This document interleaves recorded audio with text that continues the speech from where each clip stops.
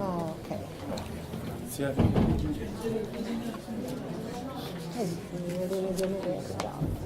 Questi ragazzi sono i punti. Sì, sì, sì. Graziano, vai perché sono già le 6. Anche li continuiamo a filmare, invece firma lui. Buonasera, benvenuti a tutti. Un brevissimo intervento per introdurre questa serata importantissima, almeno dal nostro punto di vista. La Costituzione è cosa morta se non è animata dalla lotta, e anche quando siamo stanchi e vicini alla sfiducia non c'è altro su cui fare affidamento. La frase è di Emilio Lussu, la quale, per i tempi che stiamo vivendo, si dimostra più attuale che mai. Con l'incontro dibattito odierno, l'ANPI riprende le sue attività, pressata da una stagione, non solo dal punto di vista climatico, profondamente dannosa per il sistema democratico. In modo spudorato e senza remore nei confronti delle leggi, certe forze reazionarie hanno inneggiato alla marcia su Roma, alle ronde contro i migranti e lasciare mano libera alle forze dell'ordine per ripristinare sicurezza e pulizia nelle città.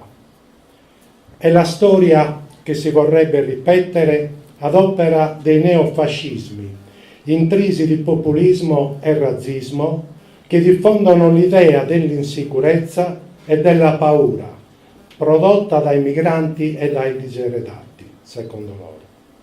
Quelli dalla diversa pelle, identificati anche come gli untori, diffusori della lebbra, della malaria, della scabbia, quelli che stuprano, che portano via il lavoro ai bianchi.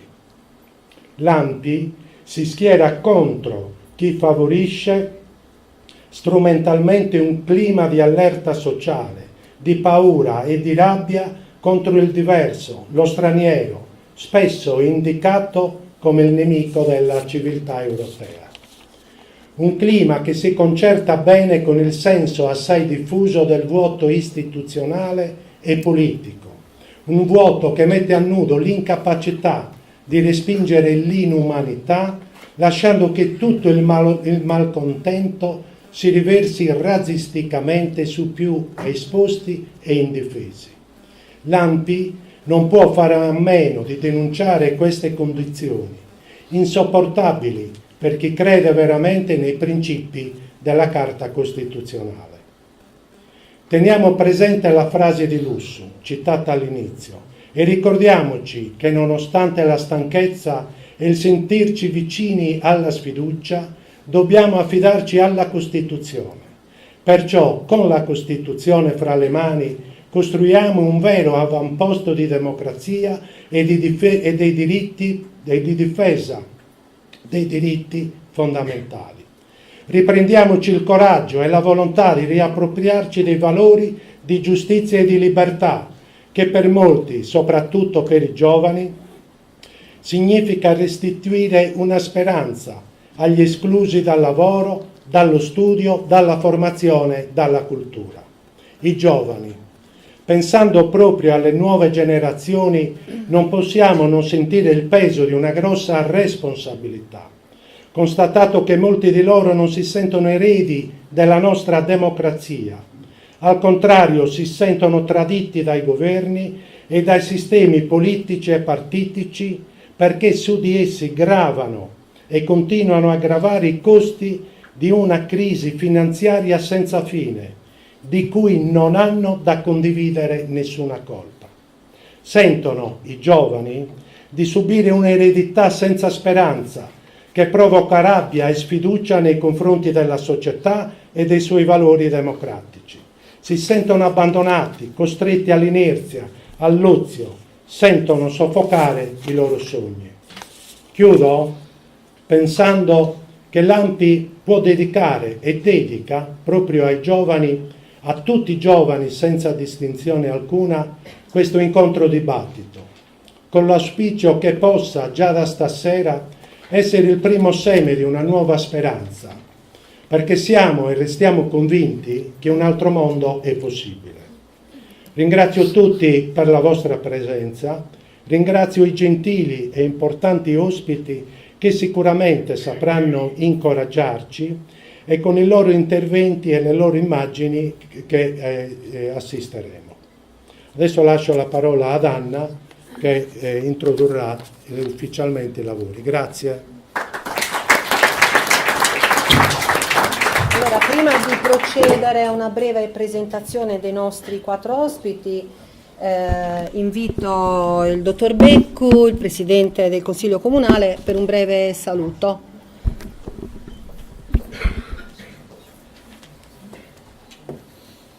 Buonasera a tutti i presenti.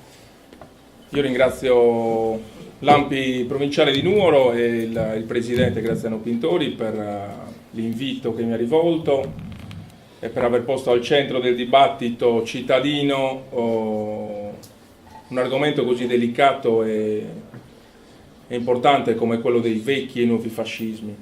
Nuoro nella sua storia è stato un baluardo del fascismo, dell'antifascismo, scusate.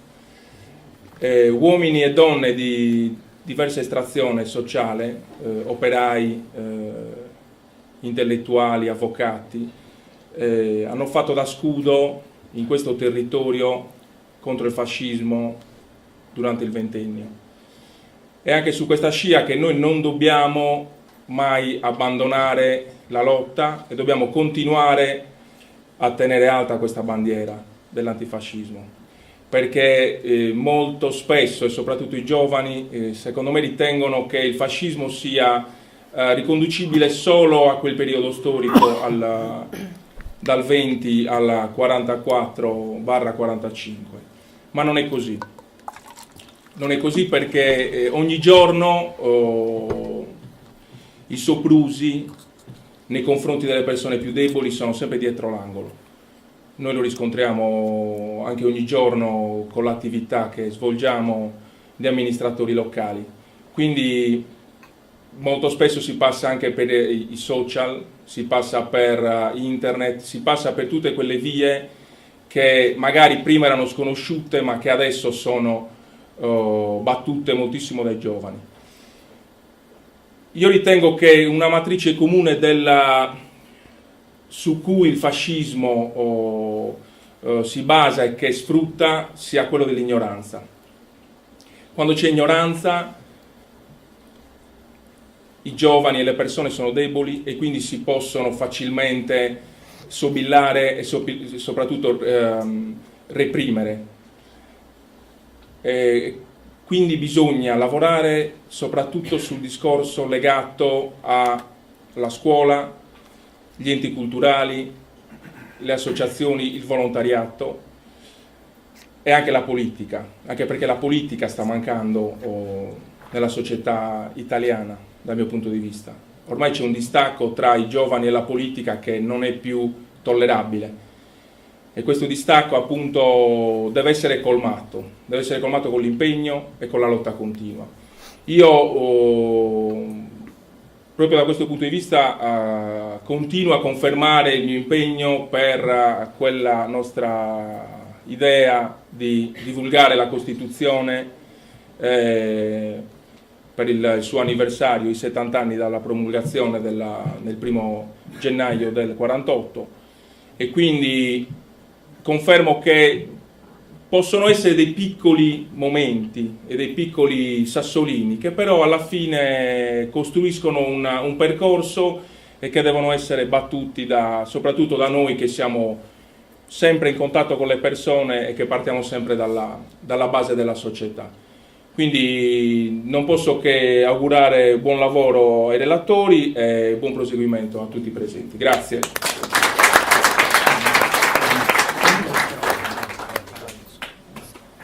Ringrazio il Presidente del Consiglio Comunale per le sue parole e sicuramente terremo presente la proposta che più volte il Dottor Beccu ci ha suggerito e che faremo nostra sicuramente. Procedo alla presentazione dei nostri ospiti, dei nostri relatori. Umberto Lorenzoni, detto Eros, il nome di battaglia Eros, Alessandro Aramu, Roberto Loddo e Paulette Stefano. Brevissime biografie sui personaggi che oggi diciamo, ci apprestiamo a conoscere. Umberto Lorenzoni, nome di battaglia Eros, nasce in provincia di Treviso nel 1926. Partecipa attivamente a numerose azioni nella lotta al nazifascismo nelle Prealpi trevigiane e viene nominato commissario di battaglione nella divisione Nino Nannetti. Nel 1944, in un atto di sabotaggio sulla linea ferroviaria, rimane ferito e subisce una mutilazione alla mano sinistra. Nel dopoguerra fu proposto per una decorazione al valore alla quale rinunciò perché fosse assegnata ad un partigiano caduto. È stato per 40 anni consigliere comunale a Nervese, suo paese natio, e da anni è presidente provinciale dell'ANPI di Treviso. Oltretutto Eros è abbastanza conosciuto, non è la prima volta che Eros partecipa ad un'iniziativa, ad un evento qui a Nuoro. La comunità nuorese lo conosce perché più volte diciamo, è intervenuto anche in alcuni istituti scolastici della nostra città ed è stato attivo anche nella battaglia per il no al referendum costituzionale del 2016.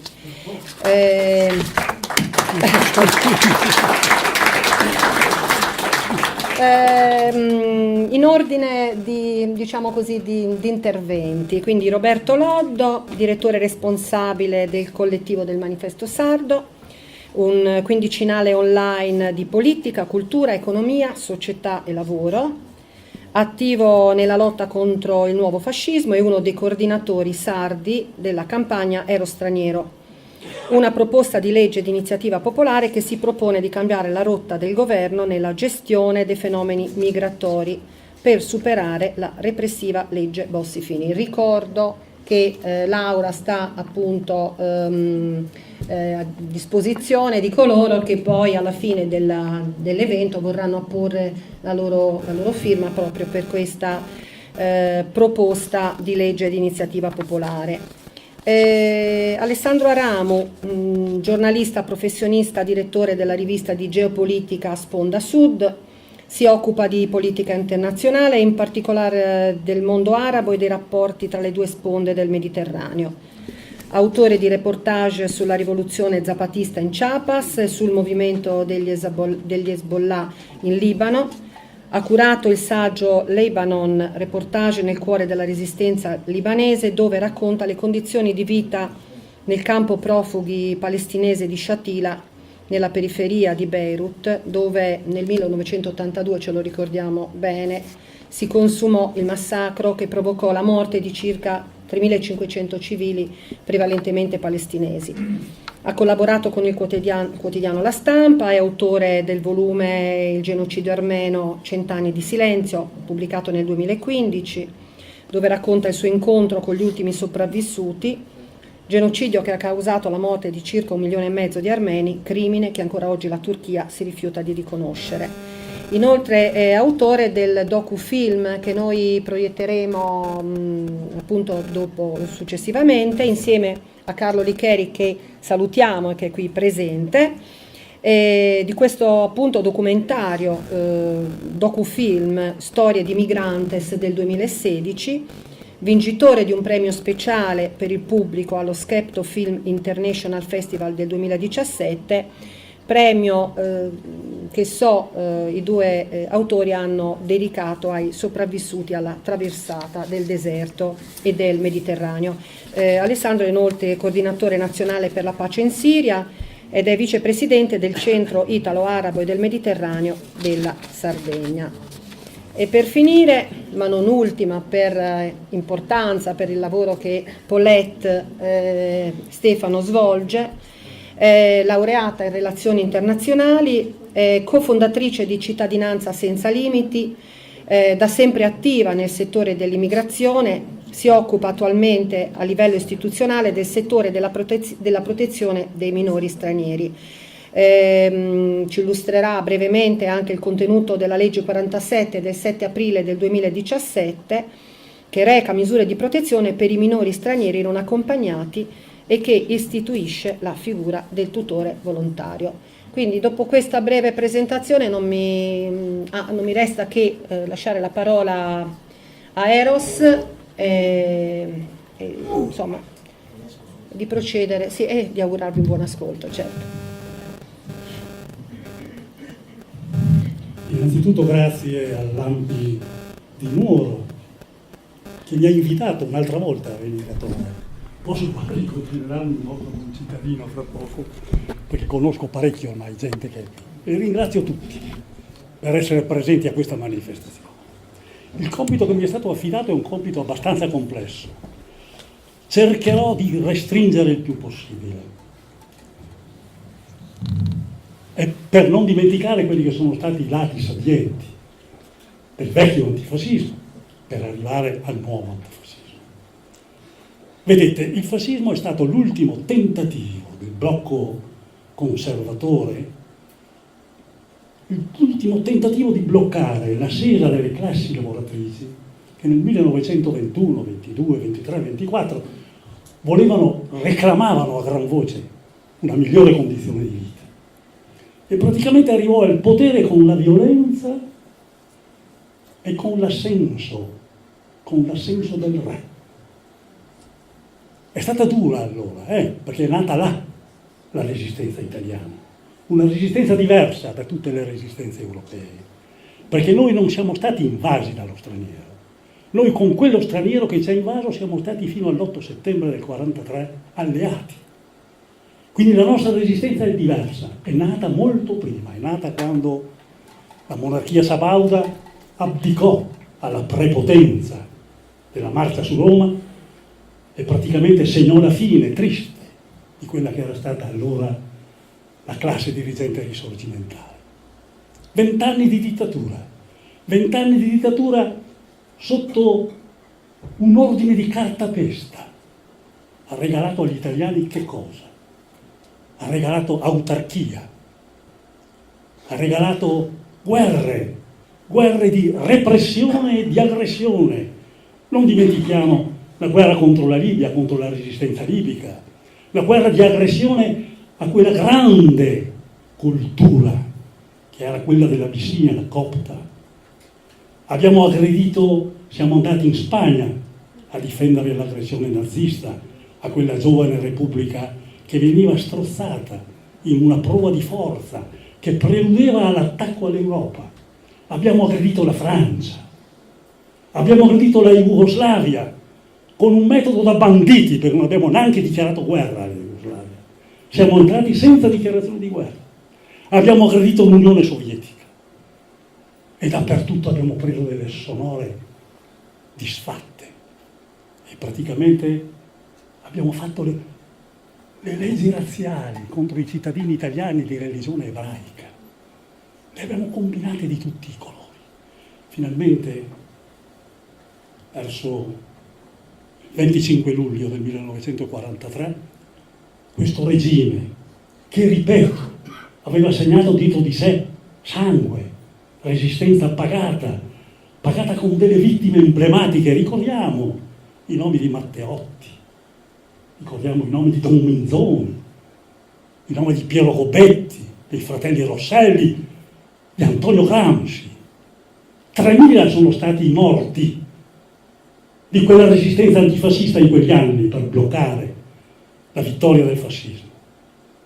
Questo regime cade finalmente il 25 luglio del 1943 e nei 45 giorni successivi il governo Badoglio, con i suoi tentennamenti, con le sue ambiguità, ha dimostrato a che livello di squallore politico il fascismo e la monarchia avessero portato l'Italia. E ci siamo trovati con un paese distrutto, con un paese che vede in quel momento addirittura la ignobile fuga del re, di Badoglio, degli alti comandi militari, che non avevano avevano abbandonato la capitale d'Italia senza nessun piano di resistenza alla prevedibile aggressione nazista. E finalmente questa Italia si materializzò nel risorgere di Mussolini e nella fondazione della Repubblica fascista di Salò. E in quel momento della tragedia totale, in quel momento l'Italia riscopre qualche cosa. E i partiti antifascisti, che avevano resistito per 20 anni alla dittatura, il 9 settembre, il giorno dopo dell'armistizio, danno vita al Comitato Nazionale di Liberazione per scuotere gli italiani, perché si deve combattere per ridare all'Italia il posto che le compete fra le potenze democratiche. Ed inizia la guerra di liberazione. E qui dobbiamo tenere presente un fatto. Chi sono stati i protagonisti della guerra di liberazione? Il primo risorgimento italiano ha avuto come protagonisti gli uomini più illuminati della borghesia e della nobiltà di allora.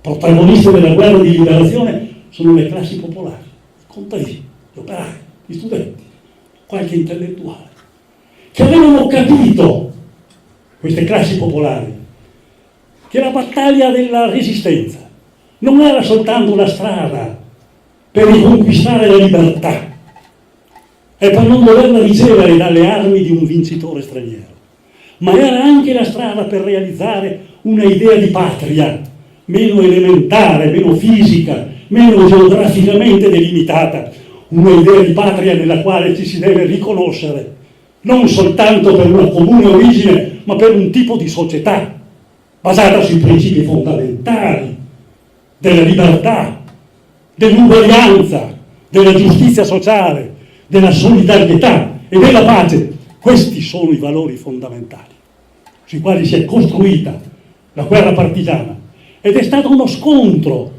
fra due posizioni politiche che non potevano essere conciliabili. Da una parte i miliziani di Salò, che cercavano ancora di far rivivere il fascismo, senza capire che ormai era legato definitivamente al nazismo, e dall'altra parte i partigiani, che volevano realizzare uno Stato nuovo basato sulle istituzioni moderne, di uno Stato che praticamente si basava su una piattaforma costituzionale antifascista. E si è arrivati alla liberazione, e si è arrivati ai frutti della liberazione. E i frutti più importanti quali sono stati? Il voto alle donne, finalmente la metà del cielo, ad un certo momento viene riscattata, ed è data alla metà del cielo la possibilità di dire la sua, con la scheda elettorale. E guardate che assieme al voto alle donne si è arrivati alla vittoria della Repubblica e della monarchia nel referendum del 2 giugno 1946.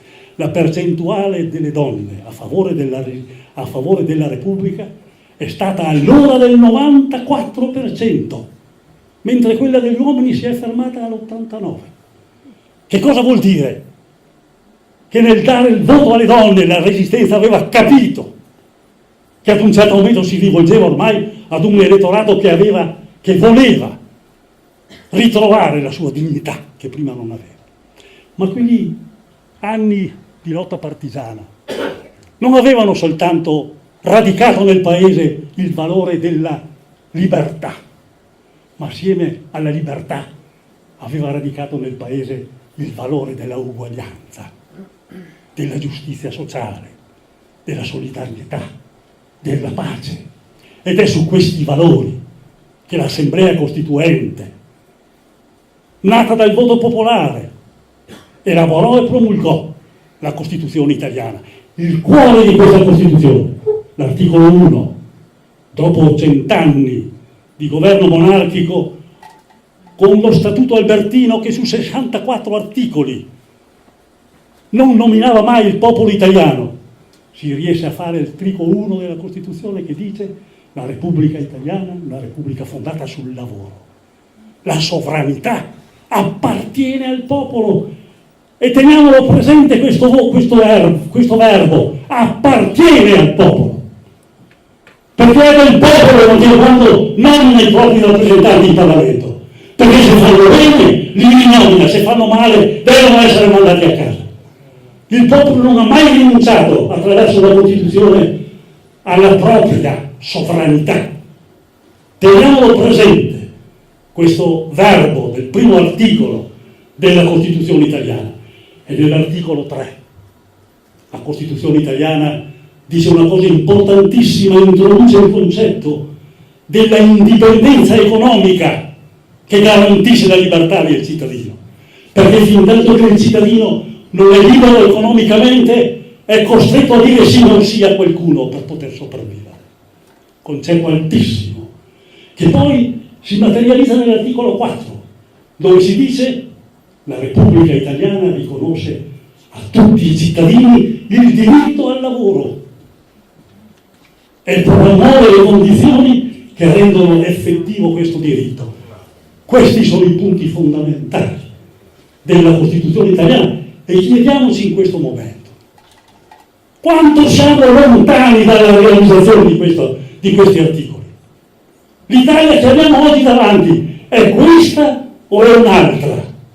Certamente non è l'Italia che voleva la resistenza, non è l'Italia che voleva la guerra partigiana, non è l'Italia che era basata su quei principi, perché su quei principi, subito dopo la guerra, si sono incontrate due grandi culture che hanno fatto la storia d'Italia.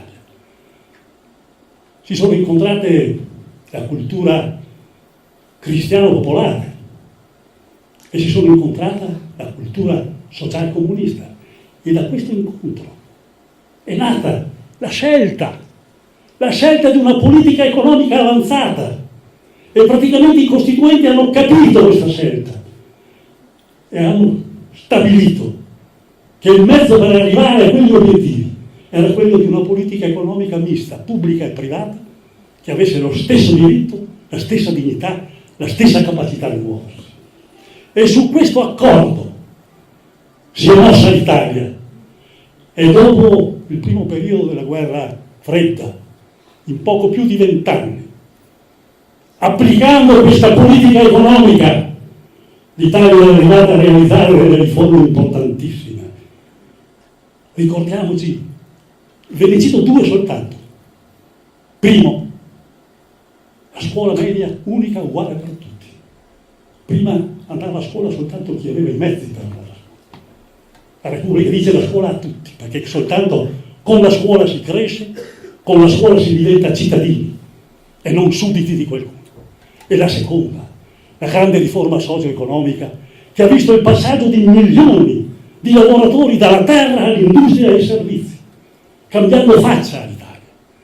Alla fine degli anni 70, non dimentichiamolo cittadini, non dimentichiamo queste cose che sono importantissime. Alla fine degli anni 70 l'Italia aveva raggiunto ed era una delle 5 potenze economiche mondiali.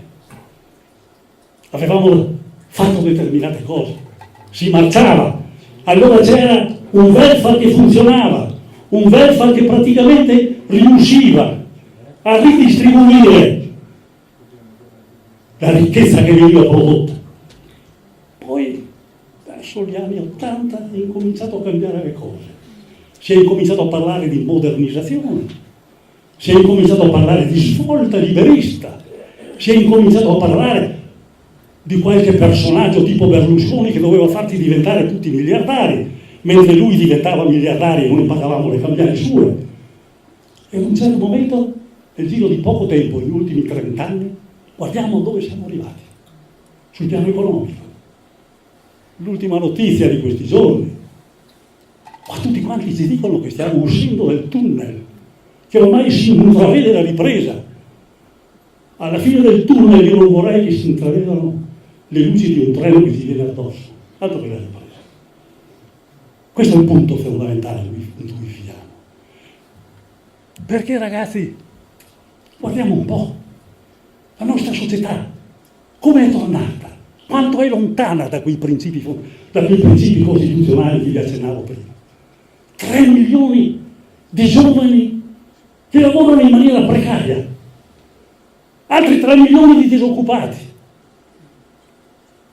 Ci sono migliaia e migliaia di persone del centro e del sud che sono ancora gestite dai caporali, siamo tornati all'800.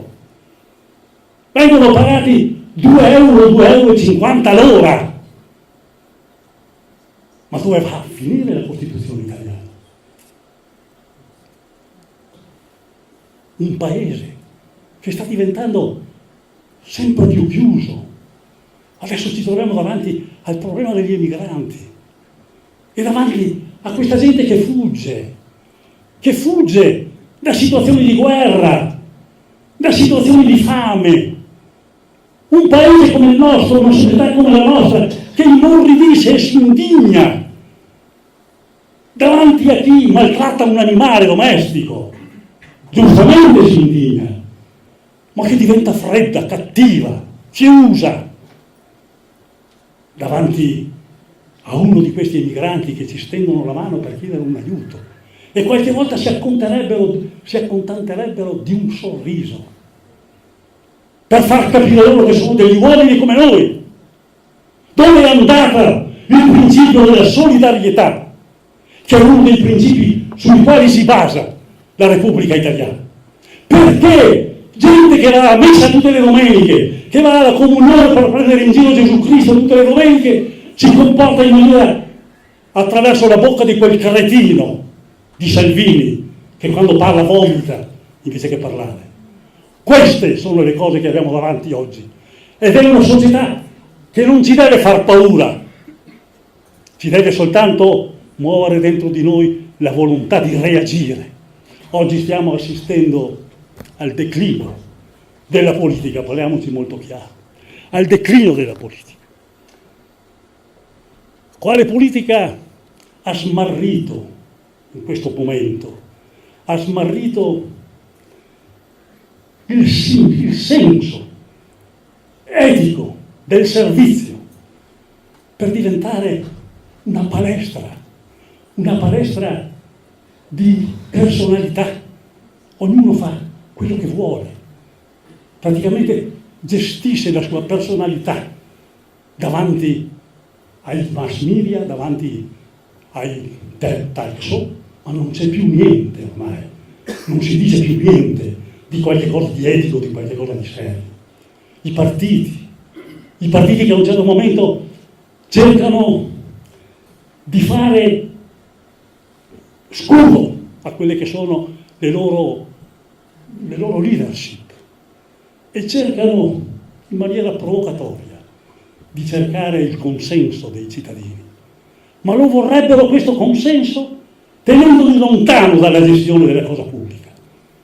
Tenendoli lontano non si può ancora arrivare ad una legge elettorale che riveda il corpo elettorale, lo scettro di dire e di scegliere i propri rappresentanti. No, ancora un'altra volta si viene qui a riproporre una legge secondo la quale 2/3 del Parlamento italiano diventerebbero ancora una volta espressione delle segreterie dei partiti.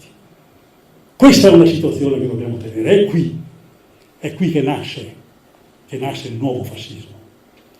Il nuovo fascismo, guardate, e mi avvio rapidamente alla conclusione, ti porto via ancora qualche minuto soltanto. Dove nasce il nuovo fascismo? Come mai l'Italia ha dimenticato il passato? A parte che il nostro poeta Pierpaolo Pasolini diceva siamo un paese senza memoria, il che equivale a dire senza storia. L'Italia, diceva Pasolini, dimentica il passato prossimo e praticamente lo perde nell'oblio dell'etere televisivo. Questo lo diceva nel 1975. Se l'Italia avesse cura della sua storia, della sua memoria, diceva sempre Pasolini, capirebbe che i regimi non nascono dal nulla, sono il portato di veleni antichi, sono il portato di metastasi che sono invincibili. Oggi abbiamo dimenticato tutto. L'Italia vive in una bolla. Sembra che la prima parte del film sia dimenticata. Stiamo parlando soltanto dell'ultima parte, che è quella che vede un'altra volta le teste rasate venire fuori, minacciare la nuova marcia su Roma, che vi garantisco, la nuova marcia su Roma avrà una risposta, se ci sarà, una risposta decisa dai partigiani dell'ANPI. Non la permetteremo!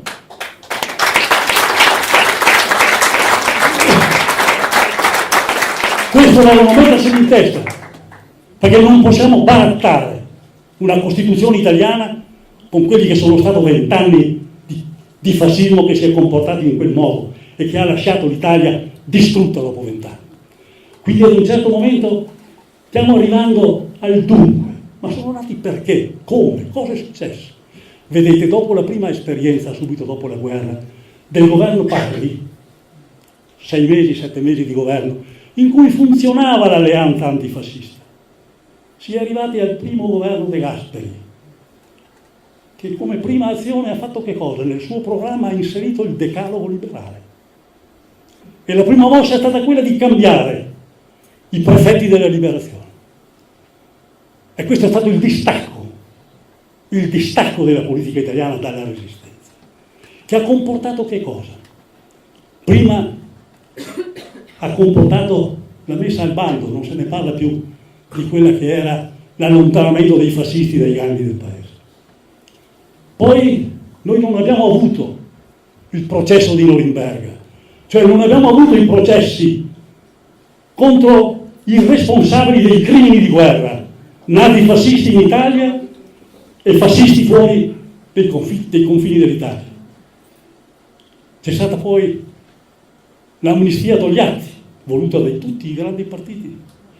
Ma quel che è peggio, e nessuno ne parla, c'è stata la legge cosiddetta di clemenza, voluta da Andreotti e dall'allora ministro della giustizia Grassi, che ha rimesso in circolazione tutto il personale fascista. E noi ci siamo stati 15 anni senza realizzare gli istituti fondamentali della Carta Costituzionale. La Corte Costituzionale è venuta dopo addirittura nel 1955-57. Il Consiglio Superiore della Magistratura, il Consiglio dell'Economia e Finanza. E abbiamo governato l'Italia con il codice Rocco, cioè con il codice fascista, per 15 anni. Ma c'è di più. Ad un certo momento non solo si sono rimessi in servizio tutto il personale fascista, ma ad un certo punto si è fatto il processo ai partigiani, cacciandoli prima dall'esercito, dalla polizia, e mettendo nell'esercito e nella polizia i vecchi santoni dei grandi generaloni che hanno fatto le guerre fasciste. Questo è stato il dramma. Qua nasce il nuovo fascismo che ha voluto la continuità dello Stato italiano, lo sforzo della resistenza per dire si volta pagina, si è dimenticato. Abbiamo continuato con la vecchia pagina di prima. I generaloni, nessuno, da Badoglio a Graziani, da Robotti a Roatta, da Pieche a qualche altro, ce ne sono a Iosa, nessuno è stato processato, né in Italia né all'estero.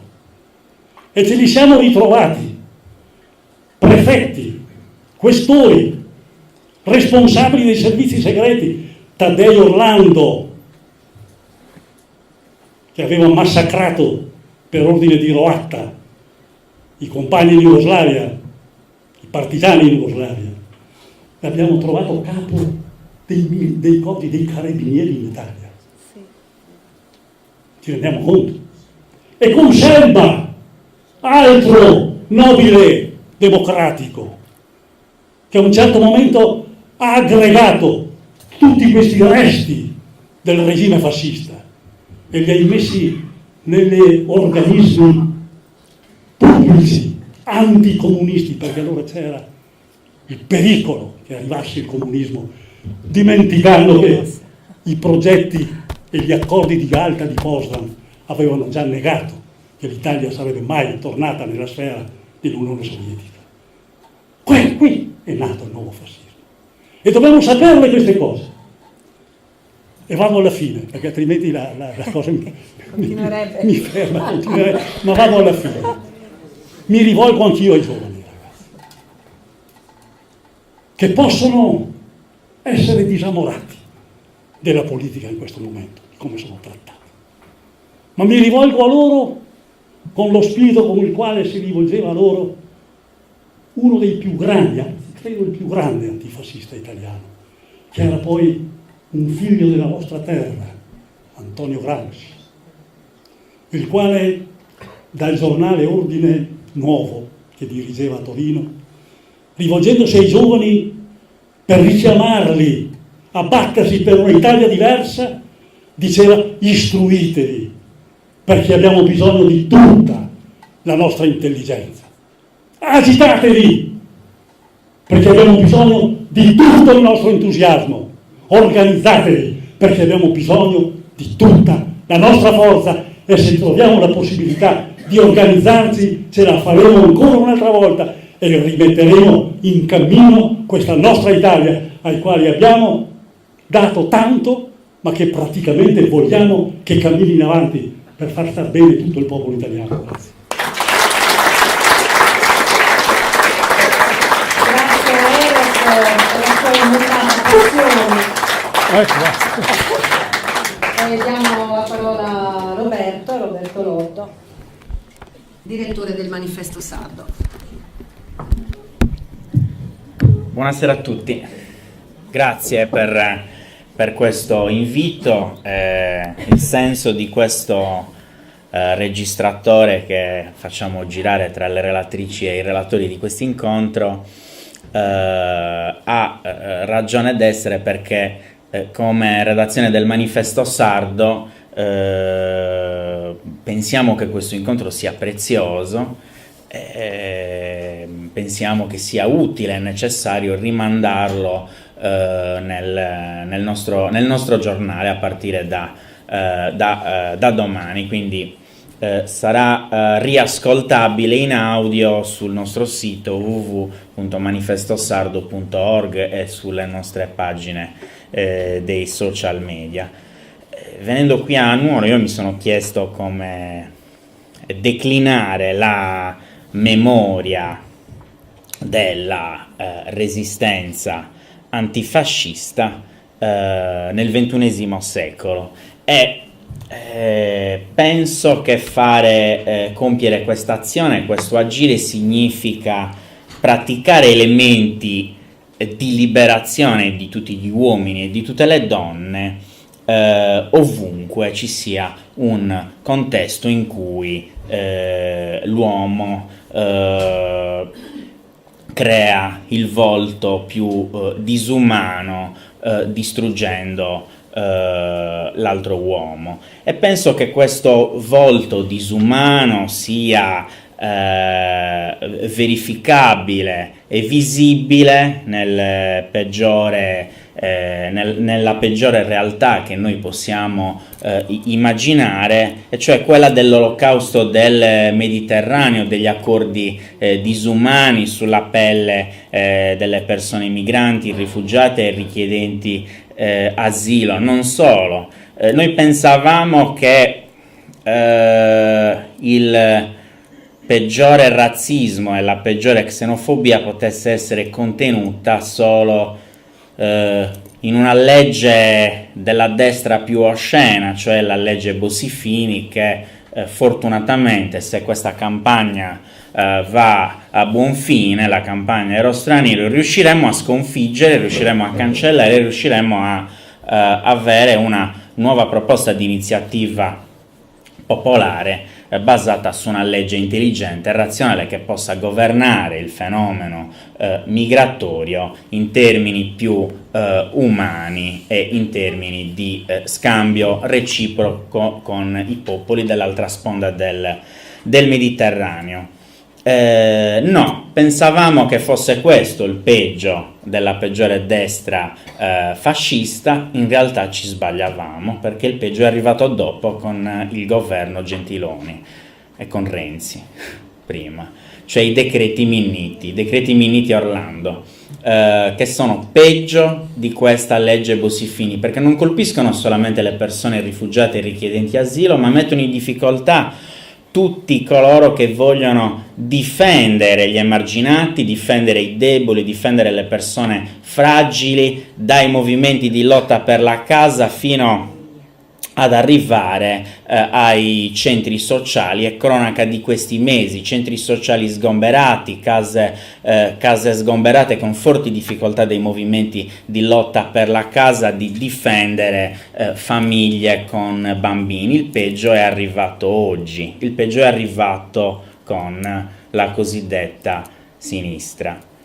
Io penso che ogni volta che si conclude uno sbarco di persone migranti in cerca di protezione internazionale, soprattutto negli sbarchi dovuti ai soccorsi della Guardia Costiera, e che poi si arriva insomma a Cagliari nelle prime ore di costruzione dell'area dell'accoglienza, la parte peggiore del web e dei media si scatena nei soliti esercizi di odio da tastiera, cioè un pezzo di società importante alimentato quotidianamente da queste tentazioni xenofobe e razziste di certa politica e di certo giornalismo, evoca quotidianamente il respingimento dei profughi e l'apartheid nei centri di identificazione e di espulsione, come se questa fosse la soluzione finale per chi scappa da fame e da guerra. Queste tentazioni hanno conquistato 30 anni di governo dei fenomeni migratori da parte dell'Italia e dell'Europa, 30 anni di repressione, di respingimenti, di pacchetti di sicurezza, 30 anni che hanno accompagnato le diverse metamorfosi delle prigioni per persone migranti. La Sardegna non è immune a queste pulsioni irrazionali. Tutti gli organi di informazione, per fare un esempio, hanno dato in questi giorni spazio alle dichiarazioni del presidente Pigliero, che alza la voce e mostra i muscoli contro il governo italiano per denunciare il superamento della quota di riporto delle presenze dei migranti, o come recentemente è accaduto proprio ieri, il presidente Pigliero chiede di bloccare gli sbarchi diretti dall'Algeria al ministro Minniti.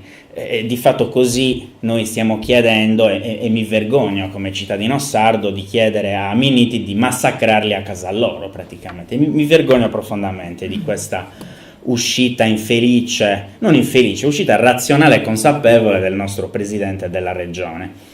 Io penso che basterebbe partire dai numeri, dai fatti reali, da dati concreti per stemperare le preoccupazioni del nostro presidente della regione e di gran parte della politica sarda, secondo cui questa quota di riparto dei flussi di circa il 3% assegnata alla Sardegna sia stata superata. È una preoccupazione ridicola, perché purtroppo dà ossigeno ad argomentazioni più razionarie. Penso che un presidente della regione serio, un presidente della regione responsabile, dovrebbe preoccuparsi della debolezza e della precarietà di quei progetti, pochissimi, che sono legati ai sistemi di protezione in Sardegna per i rifugiati e per i richiedenti asilo. Queste sono le vere preoccupazioni che dovrebbero essere indirizzate non solo verso i numeri delle persone migranti che arrivano in Sardegna, ma dovrebbero essere indirizzate sulla loro possibilità di inserimento nei settori della nostra economia in Sardegna. Penso che questa giunta regionale dovrebbe preoccuparsi di meno degli sbarchi di 2 barconi nel Sulcis e preoccuparsi di più di moltiplicare i progetti SPRAR, cioè i progetti di sostegno e protezione ai richiedenti asilo. La Sardegna è davvero indietro su questo versante. Le persone che accogliamo, se lo vogliono, devono avere anche la possibilità di rimanere nella nostra isola. E poi queste non sono idee irrealizzabili dette da un gruppo di estremisti del Manifesto Sardo o di quattro radicali irriducibili, ma sono proposte, possibilità concrete descritte nell'ultimo e nell'unico rapporto sui flussi migratori e di accoglienza in Sardegna curato da Valentina Brinis e da Betty Guetta dell'associazione A Buon Diritto. La vera emergenza non è rappresentata dal numero delle persone che accogliamo, ma dalla nostra capacità di accogliere, dalla nostra volontà di accogliere. E accogliere è la vera emergenza, tra l'altro è anche il titolo di un altro rapporto che vi consiglio, rapporto di monitoraggio della campagna Lasciateci entrare, una campagna sull'accoglienza e la detenzione amministrativa e sui rimpatri forzati, che descrive la criticità della qualità dell'accoglienza in Sardegna. In Sardegna abbiamo tanti progetti di prima accoglienza, i cosiddetti centri di accoglienza straordinaria, che vivono nell'illegalità più totale, vivono nella precarietà più totale, e pochissimi progetti SPRAR di seconda accoglienza, i progetti di sostegno ai richiedenti asilo e ai rifugiati. Io penso che questi non siano solamente titoli suggestivi di libri che dovremmo conoscere e che dobbiamo leggere, ma sono strumenti che ci aiutano a dialogare con coloro che incontriamo per strada e che vivono vittime di una mala informazione che produce xenofobia, che io non identifico con il razzismo, perché se io e Laura dovessimo identificare come razzisti tutti coloro che hanno paura dei migranti, probabilmente non raccoglieremmo neanche una firma nei nostri banchetti in Sardegna. Io penso che il termine razzista sembra oggi sottoposto a questo meccanismo di usura e di abuso a causa di un utilizzo superficiale e improprio, e quindi di conseguenza viene anche neutralizzato quando invece dovrebbe essere utilizzato con senso e ragione. La cornice, lo sfondo che abbiamo di fronte a questa neutralizzazione del significato del razzismo è la crisi di quella sorta di patto civile che oggi non c'è più e che aveva funzionato per tanti anni dal dopoguerra, dal secondo dopoguerra, nel discorso pubblico di categorie chiaramente razziste. Quindi, in altri termini, salvo alcune vistose eccezioni, nel nostro paese, soprattutto in Sardegna, in ciò che incontriamo quotidianamente nella nostra realtà quotidiana, è come se si fosse rotto il tabù del razzismo. Nel linguaggio pubblico si è diffusa questa equivalenza tra razzismo e xenofobia, e quindi c'è un uso indifferenziato di termini che sono estremamente diversi. Luigi Manconi, nel tour del suo nuovo libro che accompagna il banchetto di Ero Straniero in tutta la Sardegna, a partire da oggi a Sassari, individua tre elementi di queste categorie. Il primo è quello della sindrome dell'affollamento presunto o reale dei migranti, quindi l'angustia degli spazi sembra essere sempre la prima causa della protesta antimigrati. Il sono troppi è il grido di allarme che non discende da alcun calcolo matematico, ma che è dato dalla percezione di uno stato quasi claustrofobico. La seconda è l'autoritarismo amministrativo, cioè l'arrivo degli stranieri risulta l'esito di una scelta dall'alto, voluta dal potere. Questa cosa la vediamo soprattutto nei piccoli comuni in cui si pensa di fare un CAS o di fare un progetto, un progetto SPRAR, dove non sono più i cittadini a essere portavoce della contrarietà ai progetti di accoglienza, ma sono gli stessi sindaci, talvolta anche sindaci di sinistra. Il Monastir a Cagliari è il caso secondo me più importante, dove il sindaco di sinistra guidava una manifestazione con Salvini. E poi c'è la marginalità, cioè il sommarsi di nuove situazioni di disagio determinato dall'arrivo di stranieri e spesso anche di malessere sociale, cioè il puntare il dito su quartieri ghetto, sul decadimento del decoro urbano, sulla presenza di microcriminalità o grande criminalità, i campi nomadi, i rifiuti, gli impianti di smaltimento dei rifiuti, i centri di assistenza, quindi tutta una retorica che aiuta a destrutturare queste due categorie. Io penso che, e mi avvio alla conclusione, in questi mesi assistiamo a un silenzio molto imbarazzante da parte delle istituzioni di fronte ad una deriva sempre più violenta contro i sistemi di protezione delle persone migranti in Sardegna. Oltre ad essere pochi, questi sistemi di protezione sono anche attaccati, talvolta in maniera militare, con attacchi anche terroristici, come nel caso di Dorgali.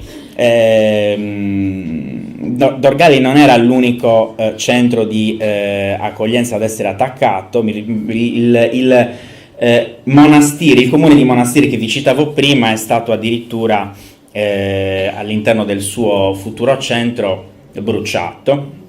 C'è stata una spedizione punitiva contro una casa che avrebbe dovuto accogliere richiedenti asilo a Burcei.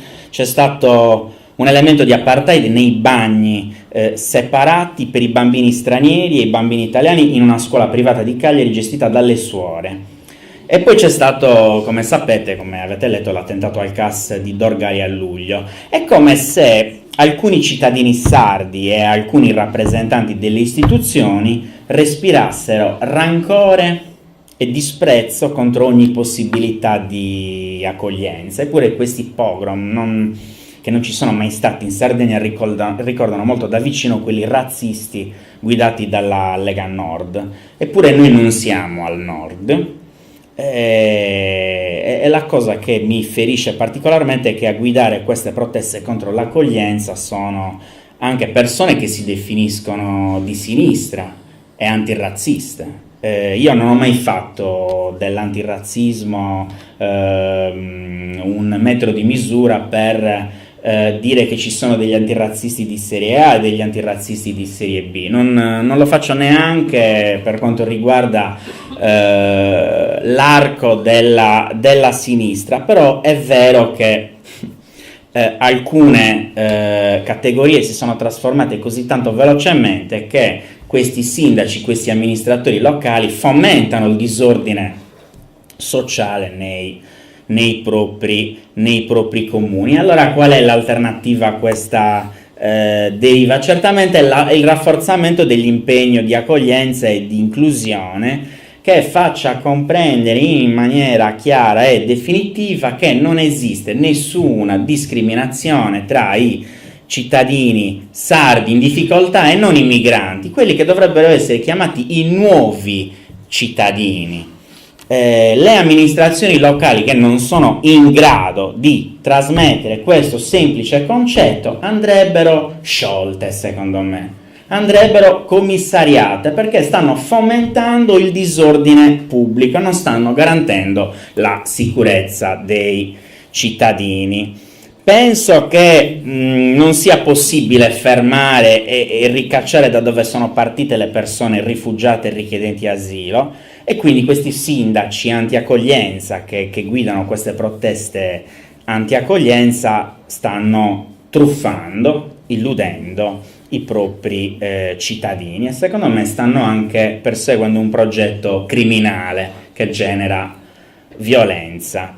Quindi io penso che non sia più tollerabile l'immagine di un pezzo dello Stato che non si impegna per l'accoglienza e che di fatto lavora per offendere le coscienze dell'olocausto che abbiamo sotto i nostri occhi nel Mediterraneo. Concludo dicendo che esistono delle soluzioni praticabili, nonostante ci siano dei sistemi di accoglienza che vadano migliorati. Uno di queste soluzioni praticabili è certamente la proposta di legge Ero Straniero. Non ci siamo affidati a un gruppo di parlamentari volenterosi, antirazzisti, che si sono affidati alla presentazione della proposta, ma abbiamo deciso di scendere in piazza, nelle strade, nei quartieri, per parlare con le persone, ed è questo che dovrebbero fare tutti i cittadini e tutte le cittadine democratiche. Grazie. Grazie Roberto. E adesso vi proponiamo la visione del docufilm di cui vi ho parlato in precedenza. È un film